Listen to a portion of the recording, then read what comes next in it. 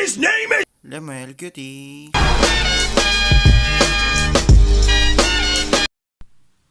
Hello, good evening everyone, especially Ma'am Janet. Today we will talking about the Orator by Anton Paplovich Chekhov. Title: The Orator, the author, Anton Paplovich Chekhov, 1860 to 1904. Author of The Orator, Russian short story writer, playwright, and physician, considered to be one of the greatest short story writers in the world literature. He is distinguished for his formal and thematic innovations in the short fiction and drama genres, and his writing is marked by a profound depth of insight into the universal human condition.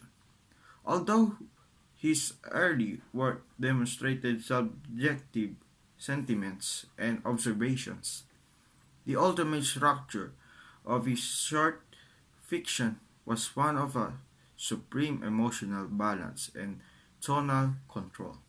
The summary: this is a story of an orator, Zapoikin, known for his eloquence and long speeches.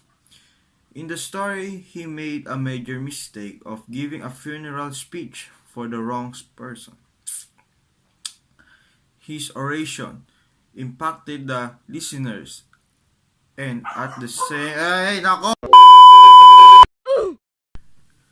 summary: this is a story of an orator, Zapoikin, known for his eloquence and long speeches.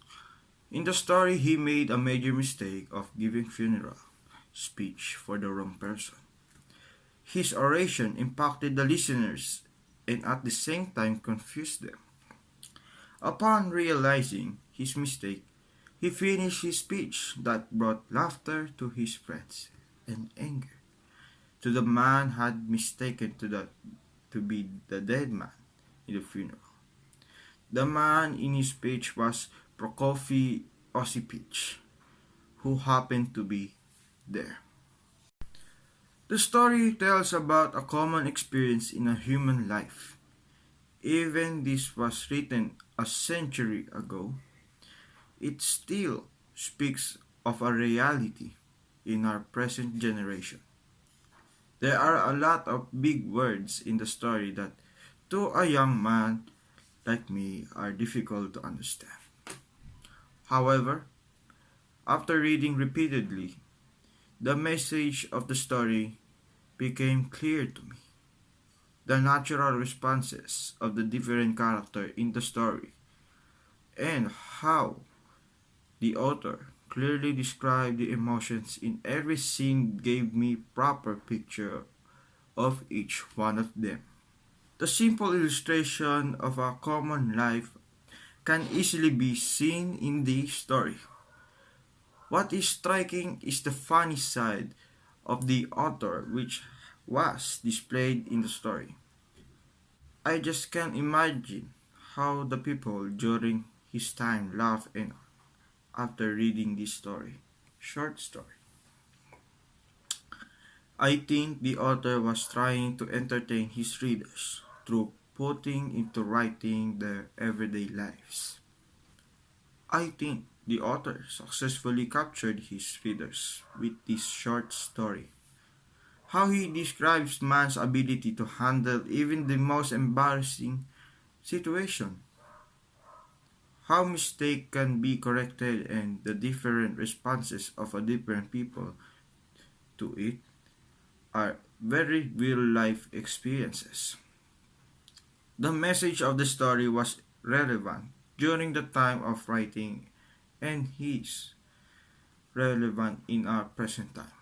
In everyday life, it is so easy to make mistakes.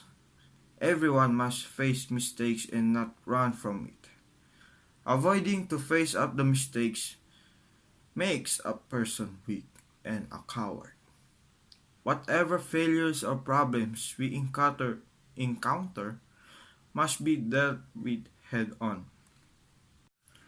With every mistake, a lesson is learned.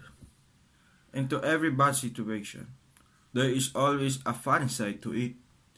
So be ready to respond rightly to every situation you might face. Whether good or bad, be willing to learn from each one of them. So that is my speech for today. So thank you guys for watching, and thank you Ma'am Johnny for watching my video. Yeah. So thank you guys for watching again, and uh, you know, stay safe out there because of the pandemic, and of course, and God bless. So take care, and then have a good day, good afternoon, good evening, and good night. And then